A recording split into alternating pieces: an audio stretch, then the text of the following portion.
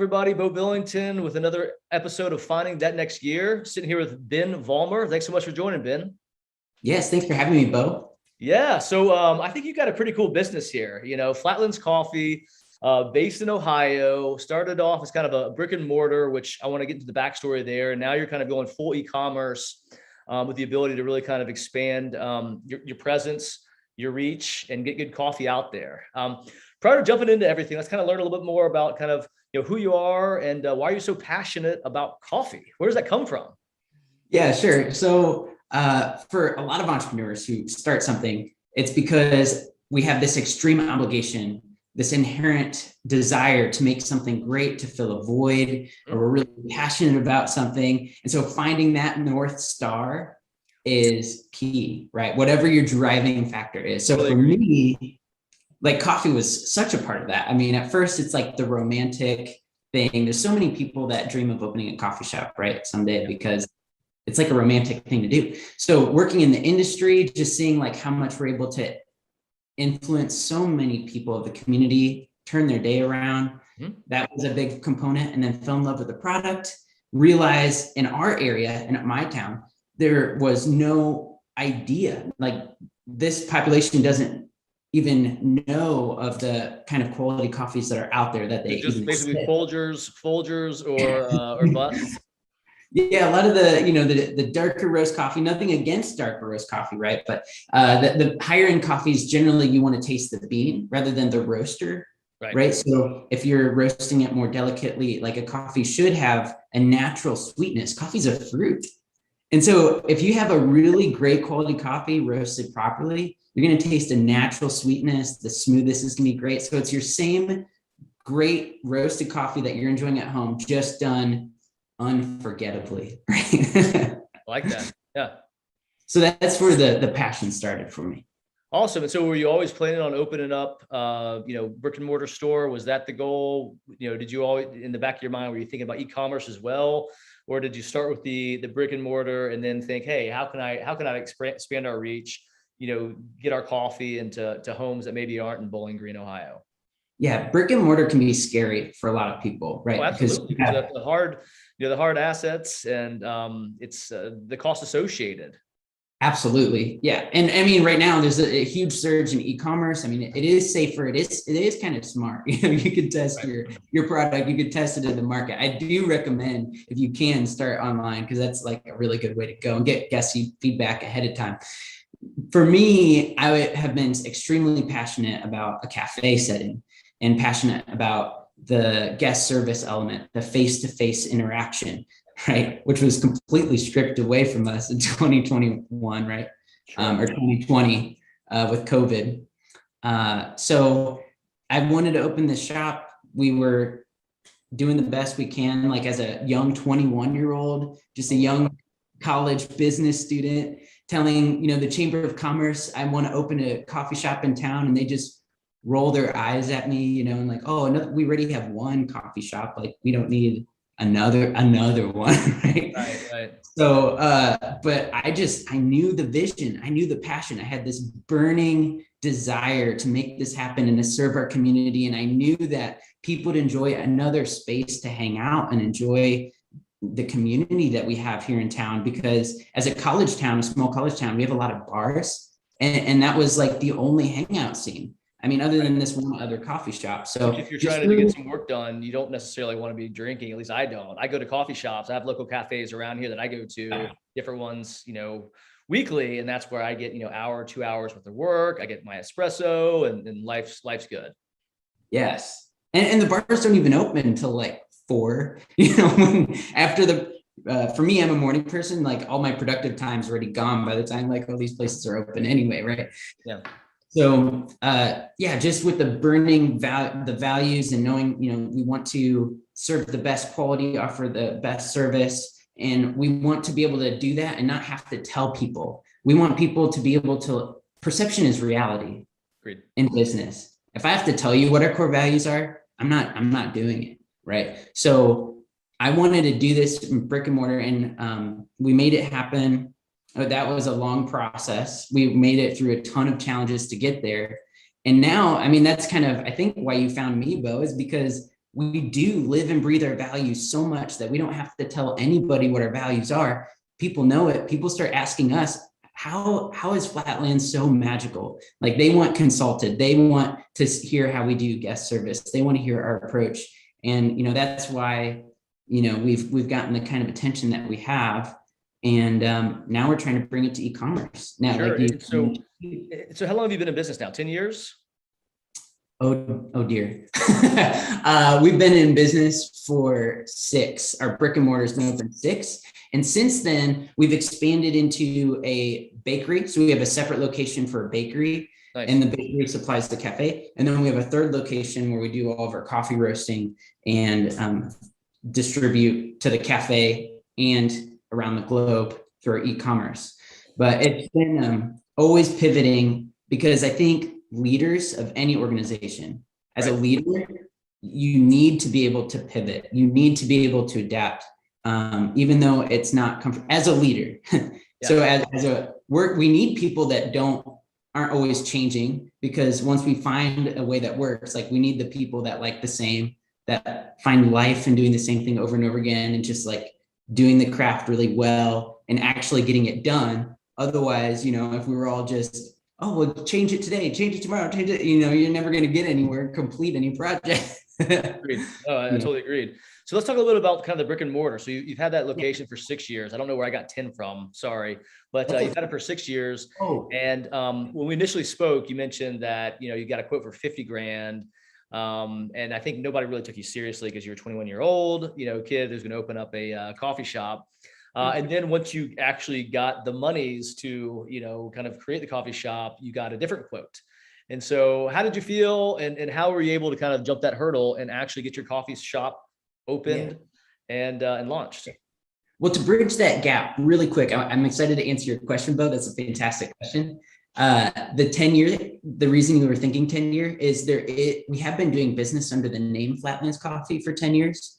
So initially, we earlier talked about starting a lower investment startup, like maybe doing online now, because that's the new thing. For us, we operated under the name Flatlands Coffee, and then friends and family knew, like, Ben is on a mission of finding great coffee. So I just order coffee for me, throw in some extra, and then distribute to friends and family. So in a way, I've been operating under Flatlands for 10 years, and it's been, an ongoing planning process. It took a long time to open the cafe, because I am a recovering perfectionist and workaholic. It's a big problem in entrepreneurship. I'm same as it pertains to certain things. And, the further I get in my career, which has been 4.5 years as a business owner, I've learned you got to kind of let go a little bit. Nothing's ever going to be perfect. Get it as good as you can, get it out, and then continue to kind of enhance.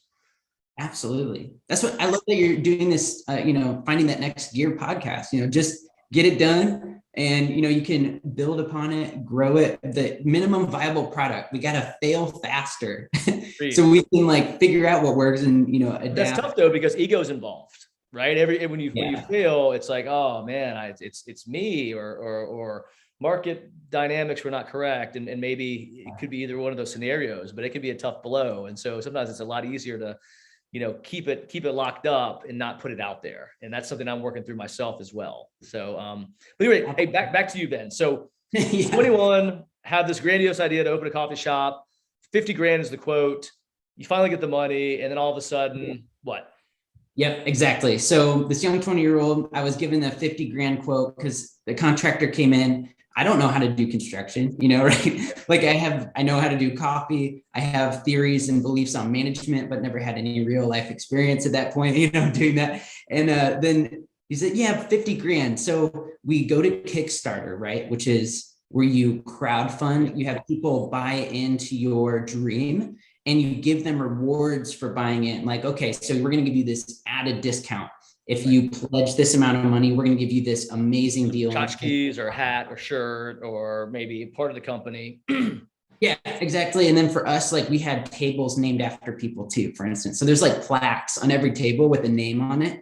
So it's just kind of like paying homage to, the founders of people that helped get us started. But we failed the first time on our Kickstarter. And then we went at it again, this time with some investors as well. So our total goal wasn't as high. So when we failed, nobody was charged anything. There's no skin in the game. You don't lose anything. But then when we succeeded and raised the total we needed, the gap we needed the second time was only $10,000. So we fundraised $20,000, right? Needing 10 grand. And then we were able to go back to the contractor. Guess what? This 20-year-old college student got $50,000. Right. You just see his jaw drop. His eyes are like, crap. What have I done? Yes, exactly. He was trying to deter me, say like, oh, 50 grand, there's no way he's going to keep this up. But when you have that burning passion, that there's a void, you just believe in it. Well, one thing I want to highlight real quick before you kind of finish the story is that the reason you're probably successful on Kickstarter is because of your passion. The reason I wanted to talk to you is because of your passion. And I feel if entrepreneurs don't have that passion, dead in the water. But anyways, keep going. And I want to build upon that, Beau, too. And this is why hiring that free agent or DMB coaching, wherever, we find mentors to encourage and instill these tidbits to listeners. So I love your advice, what you just said, Beau. So, with that being said, we always need somebody. And this was explained by Donald Miller, actually, too. I love how he articulated every organization needs at least one person who just stays up at night obsessing about the consumer, obsessing about the customers, obsessing about the person you are serving in your organization. If you don't have that one person that has that extreme passion, extreme fire, then you're not going to be able to weather the storms when, challenges come in, or be able to identify when you need to pivot, when you need to change, and when you need to buckle down. So for us, that was that time for me, like needing to buckle down, because the contractor came back, looked around, and it was like, oh, actually, Ben, this is going to be at least $100,000, not including your equipment, not including your fixtures, not including, it's just to get this space like the way you have it mapped out.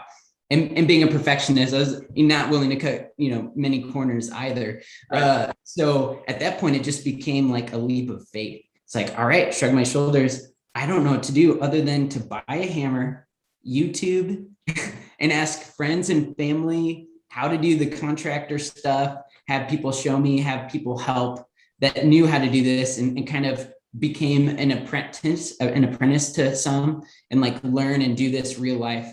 And it was just miraculous, the kind of community support that we had from like those around us that buy into the vision, because the reality is all of us as human beings, we're drawn to passion, right?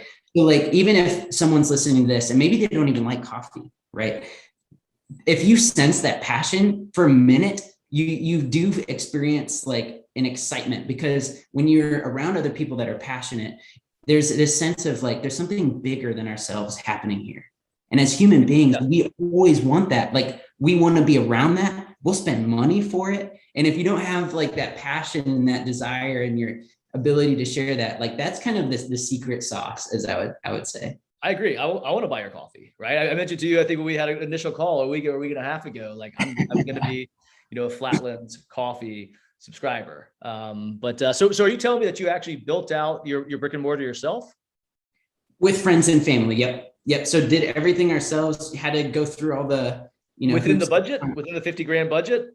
We did. It was just flying blind in faith, just like hoping and praying and just working, and then working with the county, working with, certified plumbers. Like, it's amazing the kind of things that people did to step up and really help this thing happen. Like a certified plumber taught me how to do the basics and then let me use his license.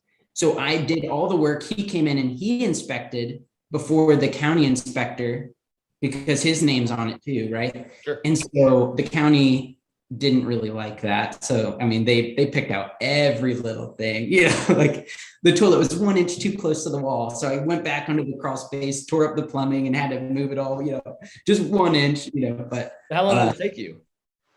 It was months and months of construction, because I didn't know how to do anything before then. Now I only know commercial code. I can do plumbing, electrical, general construction. Wow. But when you have that North Star, your eye is just still on the prize.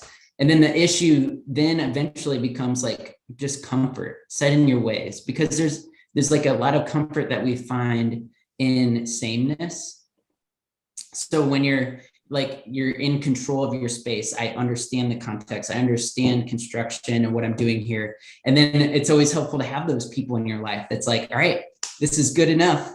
We're going to open, we're going to make this happen. This is the deadline. And so take me there. So it took you months to kind of get to this position. You basically bootstrapped the business, which is fantastic. You literally built out your space, which is insane. You finally opened. And then how was that? Was it like, was confetti falling from the skies and people were lined up around the corner, or was it a real slow burn? Both. To answer your question, I guess there was a ton of magic in it to me, because what we did too is we didn't even have all the equipment installed. The day before, we were scheduled to have a soft open. Wow. So we worked literally all night long. And I had some friends who were willing to do that too, and let me sleep a little bit, because then I had to work a full day. Bought them some beer and gave them free coffee for life. Oh my goodness. Yep. Actually, I shipped some out to one of them this week. So yeah. So, I mean, it was an overnight thing, and to see something so grand, because we did do our best to hold to our vision of the space and the design. Like the space that we have built out really looks like it belongs in Chicago. And we are in a tiny town of Bowling Green, and our downtown consists of 4 blocks like that. That's it. And so, and it's in a much lower average household income area. So it just became like this magical thing. Wow, this space with all this window and modern, minimalistic interior design. My wife is an interior designer, just so different than. Sure. So it was magical. And though at the same time, it's a new business, right? So the start of any business, I mean, if you have any entrepreneurs listening in, like, I wouldn't be hard on yourself if it starts chaotic, because every business starts in that phase of chaos. It was absolutely. I think you want chaos. I think chaos almost means that, hey, people have heard about me, like I've arrived. If there's not chaos, that's when you should be on your foot when it's quiet. Yeah, so you have that too. You have like that initial like huge wave of guests, the initial buy-in of, oh, this is new. So everyone that does love changing things up, you're going to get that huge wave at first, then it falls down, and then a good business have that steady incline. For us too, I mean, we didn't have shelves for stuff. Everything was just in boxes. Like, where are the cups? Oh, maybe that box over there, maybe this. So we're just slow and not as efficient, right? And we're doing our best. And our guests saw that we were doing our best, like that we were trying. We were thanking them. We were not just on our phone, like sitting back, just like chilling out. We were showing with our nonverbal body language that we are out to serve them. We are out to, make their day. It's funny how simplistic business can be sometimes, that if you literally just show somebody you care or act like you care, how it comes full circle. Like my business, I've gotten a lot of compliments as of recent about communication and how, my company communicates better, clearer, quicker, and we're very responsive as compared to some of our competitors. And like, to me, that's just table stakes. That's just what you do. I'm in business. I need to return your call. I need to be proactive. And it's funny how that can be a competitive edge, by just keeping the customer in mind. And that turns into referrals. People have a good experience. They're like, hey, they hear about a need and like, hey, try out Beau, try out Ben, and go to Ben's coffee shop. So it's pretty interesting how if you have a customer first approach, it does pay dividends. Right. And that's where your purpose comes from. I always encourage everyone I talk to, to realize what you're doing, how it impacts other human beings. Sure. There's nothing more valuable than another human being, like an individual, smart, independent thinker and unique individual. And we're able to actually serve other people and make their day, turn their mindset around, show them that they're cared for. And there's nothing more valuable than that. I mean, there's so much, if you're just looking down, building a widget and that's all you're thinking of in your head, that's, for me, and I really would argue for anyone, there's no real value. That's just like being a robot. But there's something special that happens with two unique, intelligent human beings bonding over connection, sharing care for one another, and everything we do should be tied to that. I mean, yeah, right. So coffee's like, maybe perhaps those listening might say, well, that's more obvious, right? Maybe, but at the same time, everything we do, you're doing it for a reason. Like ultimately you're selling to somebody, and I would say better be making their life better. Otherwise, maybe you should consider where you're at. That's the point. No, I agree. So been in business 6 years, had your soft opening, and I'm sure an opening after that. Business was probably great. And then all of a sudden COVID happened. And, what do you do? Right. I mean, I went through COVID as well. Life was humming along. Business was great. And then it's like, this is like the apocalypse, right? Like what is going to happen? And so how did you weather the storm? Right. So there's two types of people.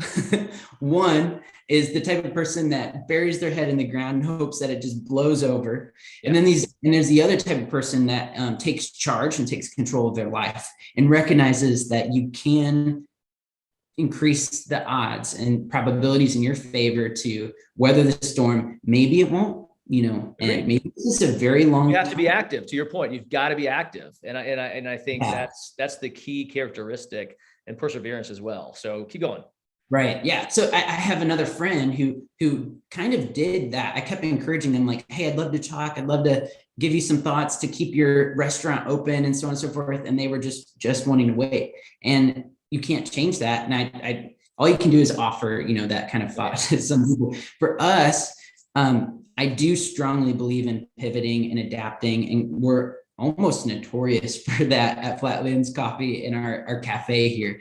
So during that time, and we again recognize what we do, our purpose. It's so meaningful. We say our mission statement is to provide a glimpse of the good life. And you can ask anyone on our team what our mission statement is. Everybody knows it. A lot of places, people, you ask the workers, they have no clue what the mission statement is. And a glimpse of the good life might be a little vague.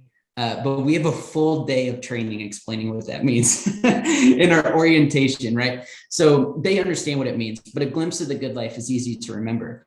And if so many people are struggling, I mean, it was a dark, it's still a dark period. I mean, we're talking about this new variant and people are panicking. People are scared. We're seeing, a lot more depression appearing throughout society, and this uncertainty and this huge weight. It feels like there's a huge cloud over the entire globe. That's why I've stopped watching the news for a little while, just because I don't do that negativity. It's all around. I'm trying to escape from it, and it's helped my psyche completely. Believe me. There was like a couple of months where my wife and I were just tuning into the news, like what's going on. And one day we woke up, we're like, this is not healthy. Right. This is not good. So click. Well, it used to be easier to separate. And now the funny thing is we're almost all, and that's why I think the cloud is a little more prevalent, because the news knows that our brains react to fear and it becomes addictive, and we'll get sucked into the news. So they always focus on the negative because they're smart, right? Yeah. But the thing is, this time it's actually infiltrated all of our personal individual lives. COVID has. So it's made it almost impossible for us to ignore. So that's why we have this like huge, I would argue, this huge like cloud, generally speaking. This is a generality. This is not for everybody, but generally speaking. And so as a team, we sat down and we discussed, wow, people need our mission statement, what we're out to actually do. People need what we are actually selling now more than ever before.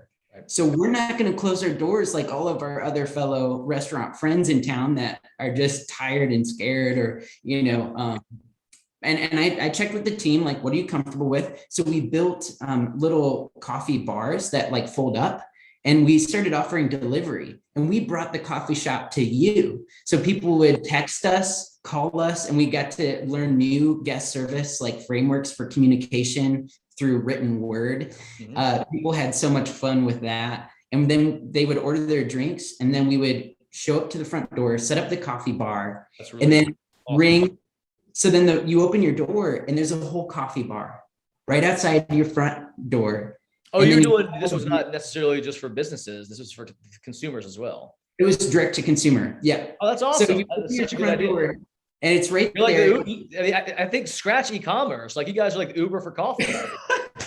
But we brought the whole, like, we wanted to bring the aesthetic. We wanted people to feel like that sense of comfort, that sense of value, and like some because everyone's grasping for some sort of normalcy, right? So they open their door and there's a coffee bar right there for you, in a barista on the other side. So there's 6 foot distance. There's no, contact, and the barista motions their hand.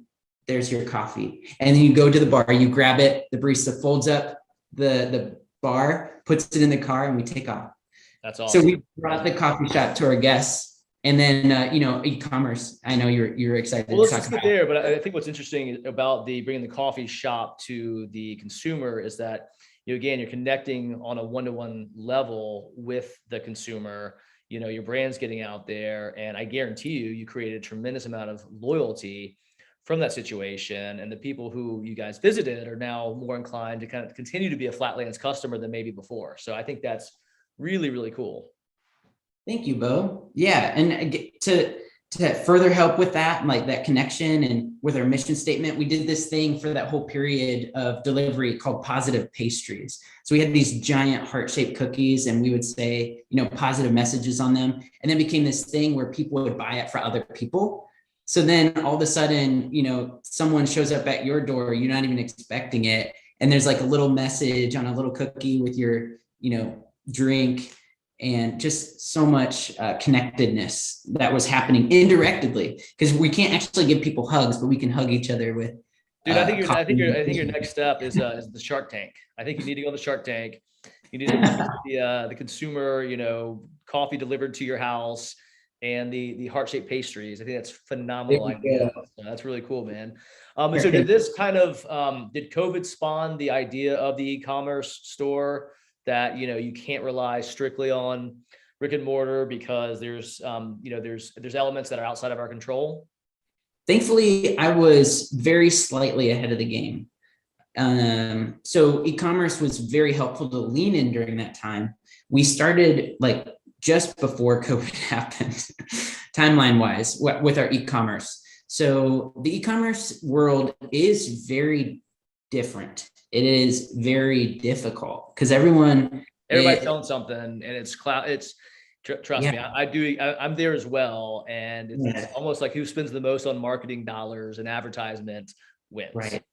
Or like you said, you find your differentiating marketing is maybe just clarity, knowing that all of your other competitors or maybe even your competitors are talking about them. This is what I see the most. Everyone talks about, well, we do this and we're award winning and we're do this. And that doesn't make me like, that maybe builds a tiny bit of credibility, but I actually get more excited and I actually will click that buy button more often when it's, you can experience this, you will get this partnering with us, and here's how it will be delivered. It's just a lot more focused on storytelling. I just did a podcast recently about storytelling and about a future state, and how people want to learn about, if you partner with us, this is what you will experience. And so totally agreed. And that's in line with the recent podcast that I did. Oh, cool. And, it's a great point. I like that. Everybody go back, listen to that next. Yeah, exactly. You always got to have a shameless plug in there somewhere. And so what's your goal with the e-commerce site now? I mean, do you plan on kind of doing more brick and mortar, or do you see that e-commerce is kind of the future of Flatlands? And I think the name could lend itself to either a brick and mortar or a e-commerce store. Right. So for me personally, I am pivoting more towards the e-commerce realm. And thankfully that I can do that because most small business owners become enslaved, brick and mortar business owners become enslaved to their own shop where they're at. They'll say I can't train anybody to do this because I can do it better. And I understand the big picture as well. So I have both of those going for me. So they don't, instead of teaching them, it takes more energy up front, but only for a moment, but then it pays dividends over and over. So that's the part is it's most entrepreneurs, especially small companies, and the reason they don't grow is because they're so busy working in the business and not on the business. And I've experienced that myself, where it's I can do this better. I'm just gonna do it myself. But no, that's wrong. That's small time thinking. That's going to keep you small. Right. So anyways, keep going. So smart, Beau. I love it. So that's kind of where we're at with our cafe. It's all these systems, all these policies, procedures, and helpful tools and layouts, and very thorough training as well.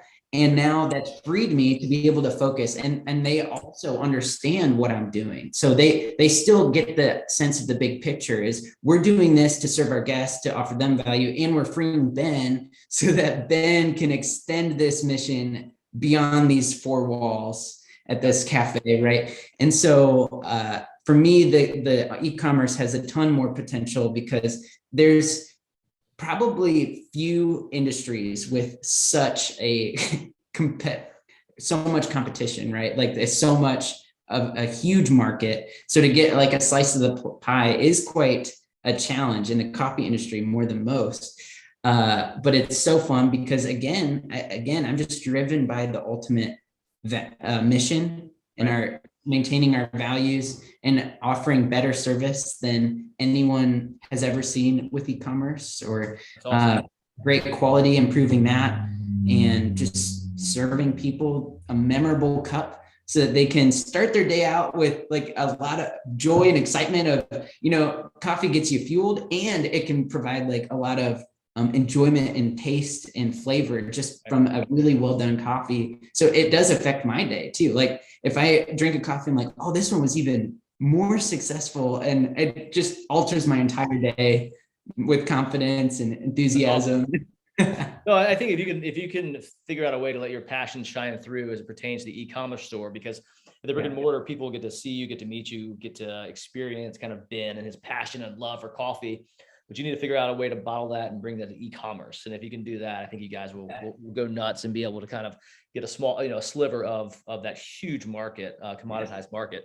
So that's super exciting, Ben. Glad to hear that. So real quick, we're going to go to a lightning round, quick responses, quick questions. What's the favorite aspect of being your own boss? I love being able to help other people come alive. A lot of times when we work for other places, it's, if this were my place, or, I would do this different, or this is my, philosophy. I love being able to steer the ship and equip everyone to be leaders. That's why I say, when I introduce myself, my title is an executive leader. At Flatlands, everyone leads. So I actually have the ability to do some kind of radically different setups within management. Mm-hmm. At Flatlands, I also love the ability to be flexible and to pivot, knowing the ultimate vision and having that initial enjoyment of coffee and being the one that like kind of pioneered, I guess, this whole thing, although everyone's just as important as I am, that's a part of the team.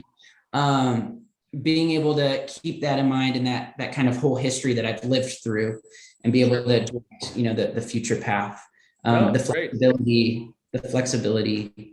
Yeah, it's great. Quite a story. Least favorite part about being your own boss? Oh, wow. I think for me, at least, it's not having other.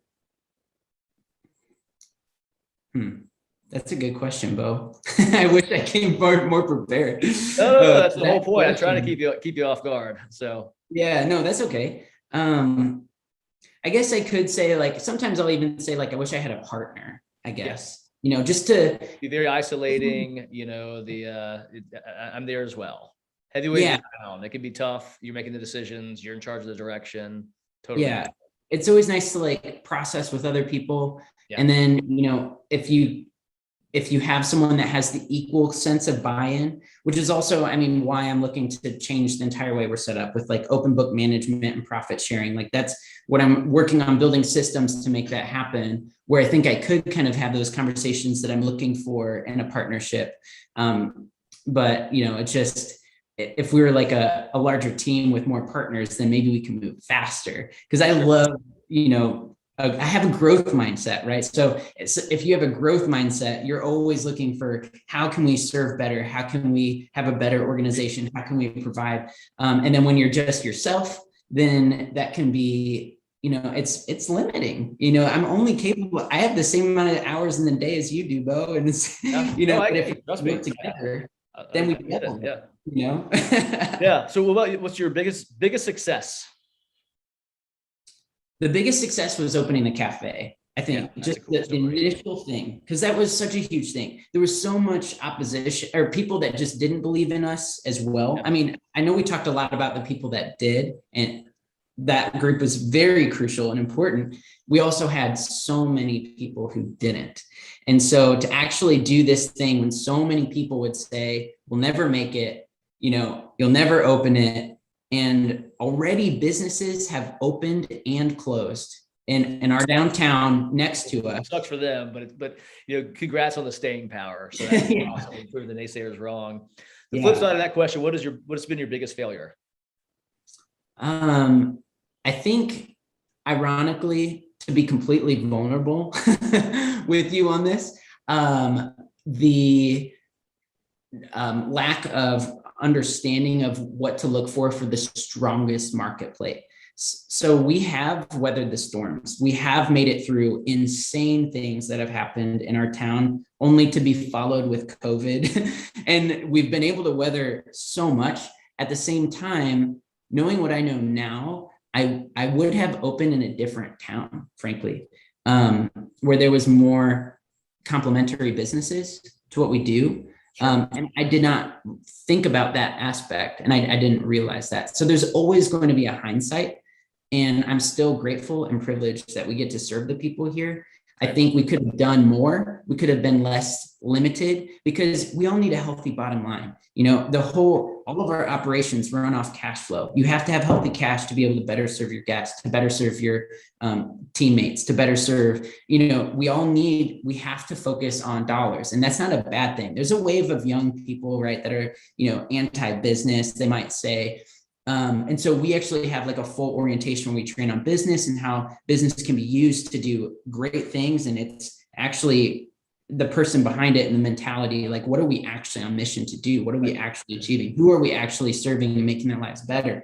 And this is how we do it. We just have to have a healthy bottom line to make these things happen. So I probably would say that would be the biggest failure, was actually the location. So it's just constrained our ability by being in such a small town. Product market fit, period. It's the same issue that you have at the brick and mortar coffee shop as maybe somebody has in the software industry. Same thing. Yeah. Totally get it. Doesn't mean you're not going to succeed, but maybe you could have succeeded quicker, better, faster, bigger if maybe there's a better fit. So totally get it. Last question. What's the hardest part about having your own business?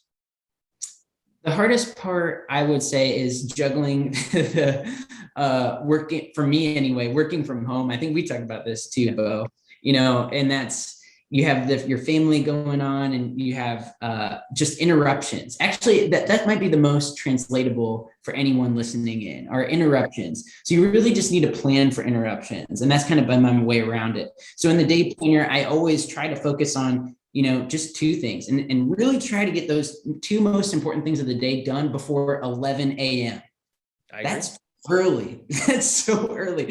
And then if you get to your next priorities beyond that, then you're just doing great, or you have room for interruption, and then you just find rest in knowing that you did achieve, the more important things, or, there's always tomorrow. But the reality is we all have 24 hours in our day. I have no more time than the quote unquote more successful person next door, and or less successful person next door. It's just what you do with your time. So planning for interruptions can be a challenge. And so now working at home is kind of its own set of interruptions.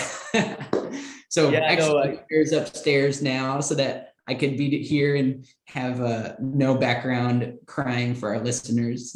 Yeah, kind of, as I've gone further into this journey, I've been more unapologetic about situations. If somebody gives me a call and I'm walking my dog, I'm walking my dog. You know what I mean? Like, kids are home, but kids are home. So it's kind of where we are, and also why I decided to get on this path as well, just so I could be who I am and not have to worry so much. And I think too, the lines between work and home are so blended. It's important to kind of block off time to get work done, but also make sure that, you're there with the family. And like for me, kind of, I don't want to say non-negotiable, but I try to have my phone off from like 5 to like 6:30 or 7, work up to that point. And then afterwards I'll catch up with other stuff, but I try to be home and engaged as best I can. But sometimes you got to take care of crap. So smart, bro. Yeah. So, hey, so Ben, how can people reach you, and how can they get a hold of your coffee? Yeah, so I am on LinkedIn, Ben Vollmar. That's one good way. Also on Instagram, Ben Vollmar, and Flatlands Coffee. We're on all the main socials. So we're on Facebook, we're on Instagram, and then our website is flatlandscoffee.com. Nice. Cool, man. Well, hey, really appreciate you coming on. Sincerely, thanks for taking the time. Love the passion, love the mission. I wish you a boatload of money and success. I'm sure you'll do great. And I wasn't kidding when I mentioned Shark Tank. You should really consider getting on Shark Tank, because honestly, your passion's infectious, and you're gonna do great, man. So thanks so much for being on. Really appreciate it. And we'll talk soon. Thank you, Beau. It's been an honor to have this conversation. Thank you, sir. Take care. Yeah.